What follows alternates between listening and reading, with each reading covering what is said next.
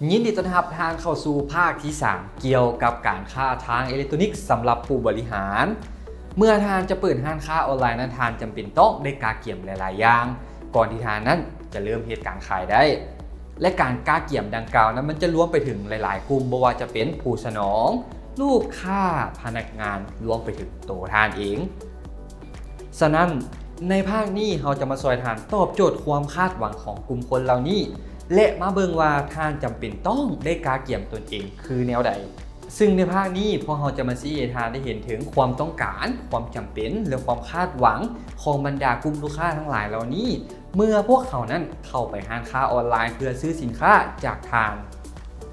และเบิ่งว่าการคัดเลือกผู้สนองนั้นเป็นอย่างจึงต้องมีความสำคัญแล้วท่านจะสร้างสายสัมพันธ์อันดีเลิศนำพวกเขาได้แนวใดเพื่อให้ท่านนั้นสามารถปฏิบัติได้ตามคำสัญญาที่มีต่อลูกค้าและค้นหาทักษะที่จำเป็นสำหรับท่านและพนักงานของท่าน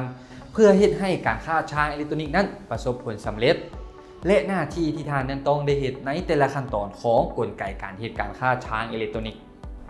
และสุดท้ายพวกเราจะมาช่วยเตรียมความพร้อมให้ท่านและหลีกเลี่ยงความผิดพลาดที่ว่าเจ้าของธุรกิจที่ยังไม่ต่อการเฮ็ดการค้าทางอิเล็กทรอนิกส์มักจะพบพ่ออยู่เรื่อยๆเส้นเดียวกันกับในภาคที่1และภาคที่2นี้พวกเขาก็ยังมีบางเครื่องมือที่จะมาซอยทานนั้นได้เรียนรู้ไปเทื่อละก้าวพร้อมทางมีแบบสอบถามที่จะมาซอยทานนั้นได้ถอดถอนบทเรียนเกี่ยวกับสิ่งที่พวกทานได้เรียนมาฉะนั้นเรามาเริ่มกันเลย